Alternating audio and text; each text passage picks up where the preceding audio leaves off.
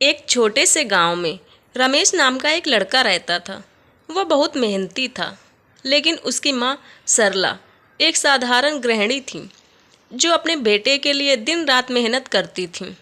रमेश के पिता का देहांत बचपन में ही हो गया था और सरला ने अकेले ही उसे पाला।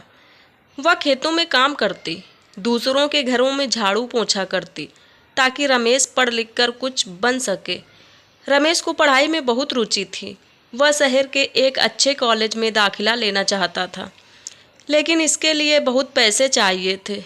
सरला के पास इतने पैसे नहीं थे। एक दिन रमेश ने अपनी माँ से कहा, माँ, मैं शहर जाकर पढ़ना चाहता हूँ, मुझे इंजीनियर बनना है। सरला ने मुस्कुराते हुए कहा, बेटा तू पढ़ेगा, बड़ा आदमी बनेगा, मैं सब इंतजाम करूँगी। रमेश को नहीं पता था कि उसकी माँ ने अपनी एकमात्र सोने की चूड़ियाँ, जो उसके पति की आखिरी निशानी थी, बेच दी। उसने अपने गहने बेचकर रमेश की फीस भरी और उसे शहर भेजा। रमेश ने दिन रात मेहनत की और एक दिन वह एक सफल इंजीनियर बन गया। उसे एक बड़ी कंपनी में नौकरी मिली और वह शहर में बस गया। लेकिन जैसे जैसे समय बीता, रमेश अपनी नौकरी और नई जिंदगी में इतना व्यस्त हो गया कि वह अपनी माँ को समय देना भूल गया। सरला गांव में अकेली रहती, फिर भी वह कभी रमेश से कुछ नहीं मांगती। वह बस उसकी खुशी की दुआ करती।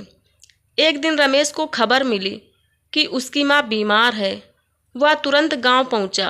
अपनी माँ को कमज़ोर और बीमार देखकर उसका दिल टूट गया।